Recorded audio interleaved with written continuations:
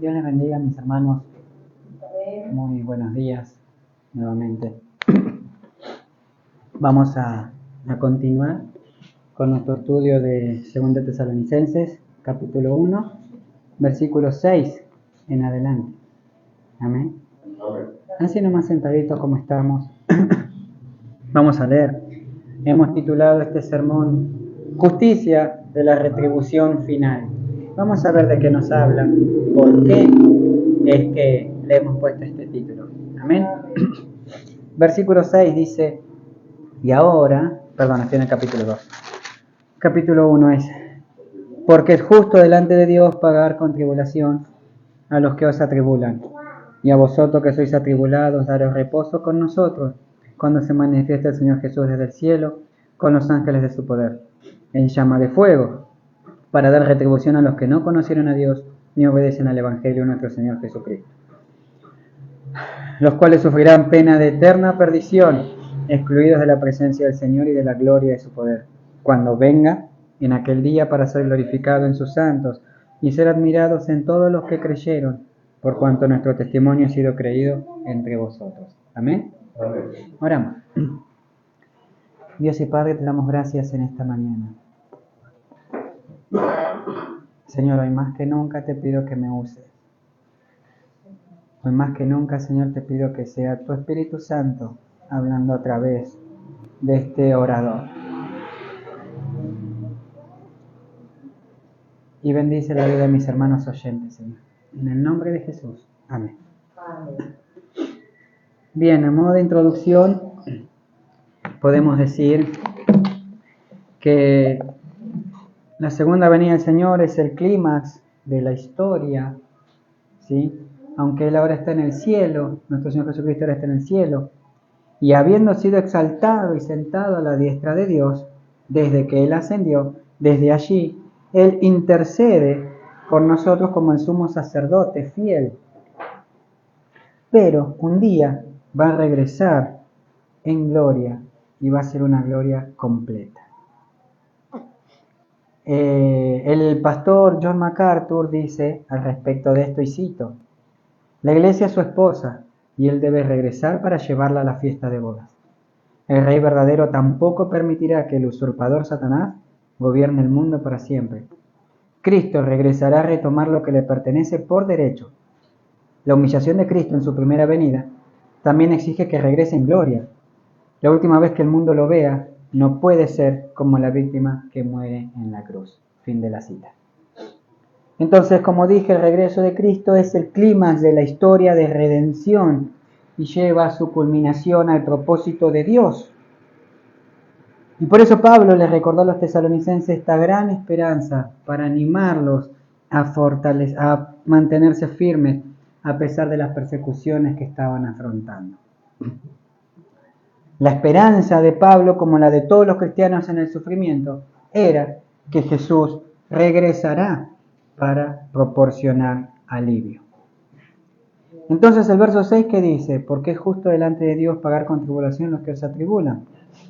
Cuando Dios juzga, Dios es justo al hacer esto. Y Pablo en el libro de Romanos capítulo 9, versículo 14 hace la pregunta, ¿hay alguna injusticia con Dios? Y él mismo se responde automáticamente, en ninguna manera. No importa lo que Dios haga, Él siempre hace lo correcto. Él no se equivoca. A veces lo que fallamos somos nosotros como seres humanos.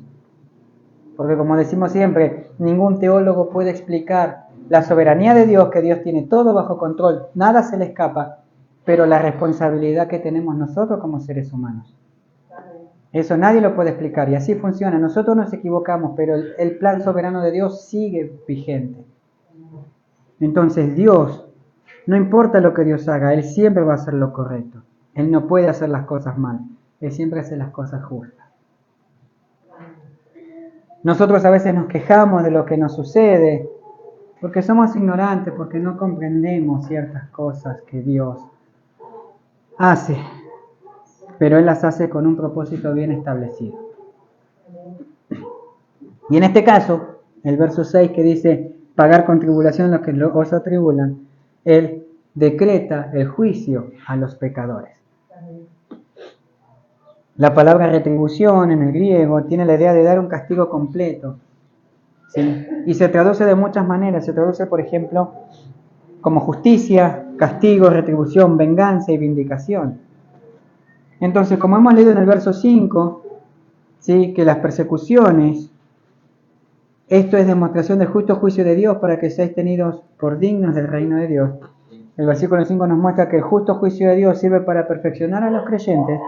Y en el verso 8 específicamente nos dice que va a retribuir a los impíos lo que nos hacen a los creyentes. Por decirlo de otra manera, en otras palabras, la vindicación, ¿sí?, y la retribución deben ser ejercidas solamente por el Señor, ¿sí?, y no por el hombre, en todo lo que tiene que ver con la persecución espiritual. Como también el cuándo y el cómo Dios va a retribuir, no lo sabemos. Eso es soberana voluntad del Señor. Nosotros, aunque nos cueste, tenemos que esperar pacientes el momento en el que Él actúe. La justicia divina establece una retribución justa para las acciones de los hombres. Entonces, quienes actúen injustamente contra los creyentes serán retribuidos, ¿sí?, por Dios, conforme a lo que han hecho. ¿Sí? Y Él prometió para sus hijos, como dice el verso 7, después vamos a ver, descanso, darles reposo. Los que sois atribulados, darles reposo. Y hay algo interesante, la Biblia nos enseña muchas veces que Dios llevará la retribución, Dios le va a dar el pago a los pecadores. Hay salmos como por ejemplo el Salmo 7, el 35, el 40, 58, 59, 69, 79, 109, 137, 139 y 144, que nos muestran incluso, exaltan la retribución de Dios, el castigo de Dios. Por ejemplo, vamos a ver que los salmistas claman a Dios por la venganza sobre sus enemigos. El Salmo 58:10 dice, se alegrará el justo cuando viere la venganza, sus pies lavarán la sangre del impío. Está hablando de la venganza que viene de parte de Dios. El justo se alegra cuando el impío es castigado. Ciertamente Dios herirá la cabeza de sus enemigos, la testa cabelluda del que camina en sus pecados. Los enemigos de Dios. Pon maldad sobre su maldad y no entren en tu justicia, dice el Salmo 69:27. Entonces Dios no puede ser injusto por darle a los pecadores lo que se merecen. Como dice Job, en juicio y en multitud de justicia no afligirá. Jesús va a dar el pago que realmente merece la gente. Y como dice Jeremías capítulo 32, Él es grande en consejo y magnífico en hecho. Él no se equivoca. Cuando el Señor Jesucristo se vengue de quienes los rechazaron, actuará en perfecta armonía con su justicia, con la justicia de Dios. Entonces, otra cosa interesante que me llamó la atención es que la palabra que se utiliza para pagar, porque dice, porque es justo delante de Dios pagar, significa devolver o recompensar. Y es una palabra fuerte que tiene la idea de un pago completo, un pago total. Entonces, cuando Dios dice, porque es justo delante de Dios pagar con tribulación a los que se atribulan, les va a pagar lo que realmente se merecen, ni más ni menos. El Dios que dijo, mía es la venganza y la retribución, yo pagaré en Deuteronomio, va a pagar justamente a los pecadores por violar su ley. Ahora bien, el texto nos lleva a preguntar, ¿a quién le va a pagar Dios? A los que os atribulan, dice el texto. Y esto se refiere a todos los que atacan al pueblo de Dios. Todos aquellos que persiguen a los hijos de Dios. Hoy no tenemos una persecución física de que tenemos que cerrar las iglesias y esas cosas, pero por ahí en nuestros lugares de trabajo, que nos cargan por ser cristianos, hay una situación y a ver qué va a hacer el cristiano, a ver cómo va a actuar el cristiano. Estar en el ojo de la tormenta, si por ahí nos equivocamos, mira el cristiano. Eso es ser perseguidos.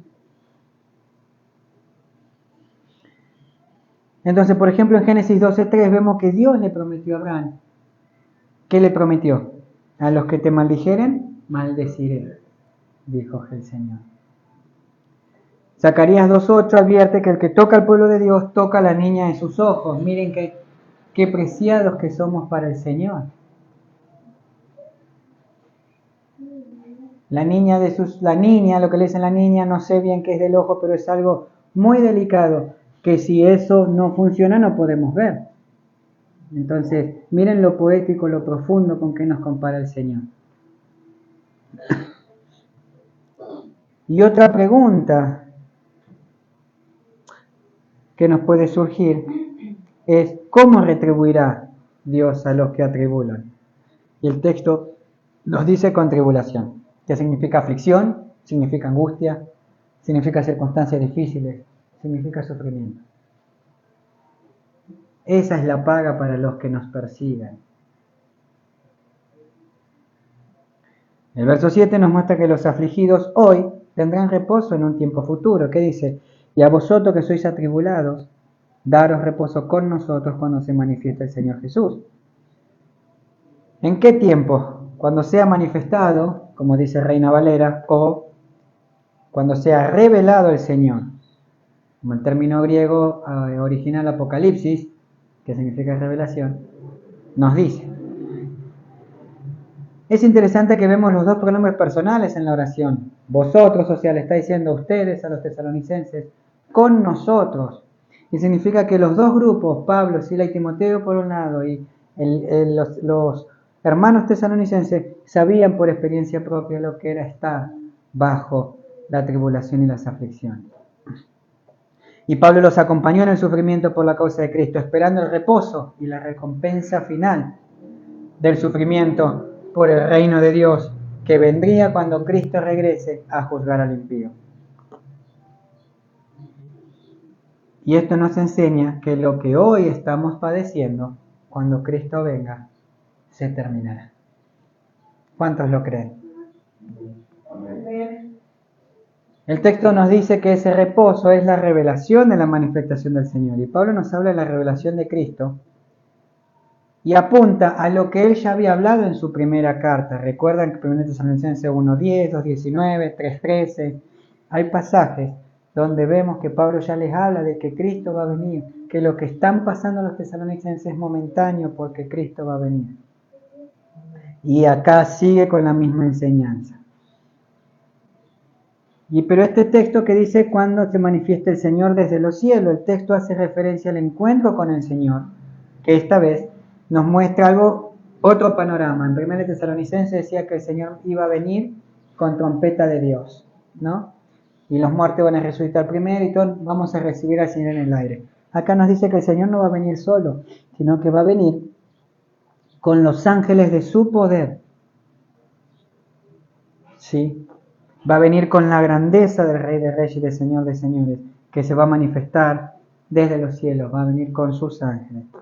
No vendrá como el siervo sufriente, como vino la primera vez, como el varón de dolores, como lo han profetizado los profetas del Antiguo Testamento, sino como el glorioso juez que vendrá para establecer su reino y juzgar a los que han afligido a sus hijos. Durante este paso por la tierra, ¿quién no sufre? Sí que sufrimos, ¿no? Los creyentes sufren y los impíos los hacen sufrir. Pero el Dios justo se manifestará en todo poder para darle la retribución justa que se merece.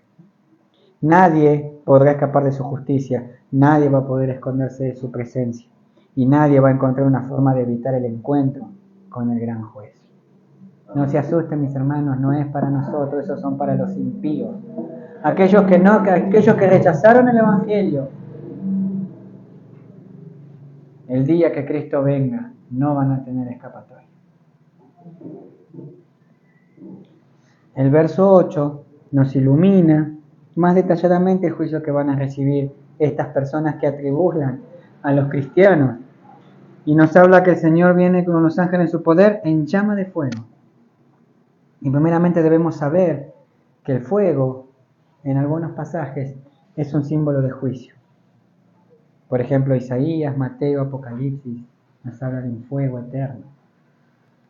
Y eso es juicio. Pero por otro lado, la presencia de Dios en su venida se va a apreciar en forma majestuosa, y eso es lo que significa. La presencia gloriosa de Jesucristo se manifestará en llama de fuego, y el Dios bendito que se muestra rodeado de gloria y fulgor, como corresponde por ser Dios. Así se presentó a Moisés como el ángel de Jehová en Éxodo 3, en la zarza. Y si lo comparamos con las teofanías del Antiguo Testamento, vemos que tiene significado. Una teofanía es una representación de Dios en algo humano. Por ejemplo, Dios se presentó ante Moisés en forma de llama de fuego en una zarza. Eso es una teofanía. Entonces, si analizamos todas las teofanías del Antiguo Testamento con este pasaje de que el Señor Jesús va a venir en llama de fuego, estamos mostrando la majestad del Hijo de Dios. Y el texto nos sigue diciendo que ¿para qué va a venir en llama de fuego? Para dar retribución a los que no conocieron a Dios. La frase dar retribución literalmente significa dar castigo pleno, dar castigo total. Y a esa gente Pablo le llama los que no conocieron a Dios. ¿Pero a qué se refiere? Porque todo el mundo conoce a Dios, todo. Usted le habla a alguien y todo el mundo conoce a Dios. Sea católico, mormón, testigo de Jehová, lo que sea. Pero lo que acá se está refiriendo es a la falta de una relación personal con Dios. Es a través de Jesús. ¿Sí? El conocimiento personal e íntimo con Dios se alcanza por medio de Cristo, por medio del sacrificio de Cristo en la cruz. Entonces, los que no conocieron a Dios fueron rebeldes al Evangelio, el Evangelio de salvación, el Evangelio de Cristo. De modo, como dice Pablo en Romanos 1:20, no tienen excusa. Se han escuchado. Yo creo que todo este barrio, de alguna u otra forma, ha escuchado, por ejemplo, el Evangelio. Y hacen oídos sordos. Entonces, el día que Cristo venga a impartir el juicio, no van a tener escapatoria. Porque si no fuimos nosotros, las otras iglesias que están por el barrio han predicado. Entonces, la situación de quien no tiene una vida eterna, una vida espiritual en Cristo, tiene una muerte espiritual. Como dice Efesios 2, todos nacimos muertos espiritualmente. Y al morir físicamente tenemos, como dice Apocalipsis, la muerte segunda, o lo que llamamos la muerte eterna, que es la separación completa de Dios. Ahí ya no hay forma de arreglarnos o reconciliarnos con Dios. Porque Dios en su gracia y misericordia es el único que puede resucitar nuestra vida espiritual. Pero si estamos muertos espiritualmente y muertos físicamente, ya no hay más que hacer. ¿Por qué? Porque la paga del pecado es muerte. Pero también hay otro elemento de identificación a esta gente, a los que no conocieron a Dios, ni obedecen el Evangelio. Son las personas endurecidas al mensaje de salvación. Si no quieren escuchar el mensaje de salvación, no pueden conocer a Dios. ¿Sí? Es rechazar el mensaje, es un acto de desprecio, de rebeldía. Es un acto de desobediencia. Porque como dice Hechos 17:30, Dios es el único que salva y ahora manda a todos los hombres en todo lugar que se arrepientan. Entonces, una vez que identificamos a estos dos tipos de personas, el verso 9 nos dice, los cuales sufrirán pena de eterna perdición. Por más impresionante que sea, esto es interesante. Por eso, mis hermanos, nosotros como cristianos, debemos abstenernos de buscar venganza. Porque Dios es el que juzga con justicia. Aparte a nosotros, se nos va a ir la mano. ¿Cuántas veces, seamos sinceros, cuántas veces actuaron con bronca? Y tendrían que haber dado por ahí un martillazo al clavo y le dieron 3 o 4. Se le fue la mano. Y traspasaron y rompieron lo que estaban por clavar, por dar un ejemplo. Entonces Dios es el que da el castigo justo. John MacArthur dice en su comentario, Pablo explica la duración y el alcance de lo que otros pasajes bíblicos se llama infierno. En primer lugar, dura para siempre. Así que no es una experiencia irreversible. El infierno no es que van al infierno y van a después salir y van a volver. Van a ir y se van a quedar por toda la eternidad. En segundo lugar, perdición significa destrucción y ruina completa, que no implica aniquilación, sino un nuevo estado de conciencia que es peor que todo sentido del primero, y se describe como la ausencia y aislamiento total de la presencia de Dios. ¿Cómo se entiende eso? Samuel Pérez Milos dice: ningún perdido será aniquilado de modo que se extinga y simplemente no esté con los creyentes en la presencia del Señor. No es que el impío va a desaparecer, sino que será trasladado a la forma de vida que él mismo eligió al rechazar la vida de Dios y desear la muerte espiritual que se encontraba a causa del pecado. Es decir, el salvo va a disfrutar en la gloria de Dios eternamente, pero el que no es salvo no es que va a desaparecer, se va a morir, sino que se va a padecer, va a sufrir eternamente el castigo. Por último, el verso 10, vemos que el significado de la segunda venida de Cristo es para aquellos que por la soberana gracia han depositado su confianza en Él. Y lo que así se da a conocer: cuando vengan aquel día para ser glorificado en sus santos. En cierto sentido, esto se puede considerar como una continuación del verso 7. A vosotros que sois atribulados, daros reposo con nosotros cuando se manifiesta el Señor Jesús desde el cielo. ¿Para qué? Para ser glorificado en sus santos. ¿Sí? William Hendrickson dice: Él será glorificado no entre, sino en sus santos. Y esto significa que van a reflejar su luz, sus atributos. Todo vestigio de pecado habrá sido eliminado de sus almas. Ellos reflejarán su imagen y andarán a la luz de su rostro. En esto Él se regocijará. Además, no solamente se va a regocijar Cristo al ver su propia imagen reflejada en sus hijos, sino que se regocijará en el regocijo de ellos. Es decir, ¿cuántas veces ustedes estuvieron felices por la felicidad de alguien más? Bueno, así va a actuar el Señor. Va a estar feliz por nuestra felicidad. Y eso va a reflejar la gloria sobre Él. Y Él va a ser glorificado en sus santos. Entonces, mis hermanos, para reflexionar, para terminar, sabemos lo difícil que es cuando nos persiguen, cuando nos discriminan por ser cristianos, o cuando pasamos diferentes tipos de luchas o pruebas. Pero a pesar de todo, debemos confiar en aquel en el cual creímos un día. Debemos confiar que Él nos va a cumplir todas las promesas que hizo, y una de sus promesas es que nos va a dar descanso. Y debemos confiar en que en su segunda venida Él va a dar el descanso que necesitamos, trayendo el castigo a los incrédulos que nos persiguen. Por eso no busquemos venganza personal y esperemos en el Señor que Él dará la justa retribución a cada uno. Es más, anhelemos y esperemos la segunda venida del Rey de Reyes y digamos como el apóstol Juan en Apocalipsis 22:20: sí, ven, Señor Jesús. Oramos. Padre bendito, te damos gracias en esta mañana. Señor, muchísimas gracias por tu palabra.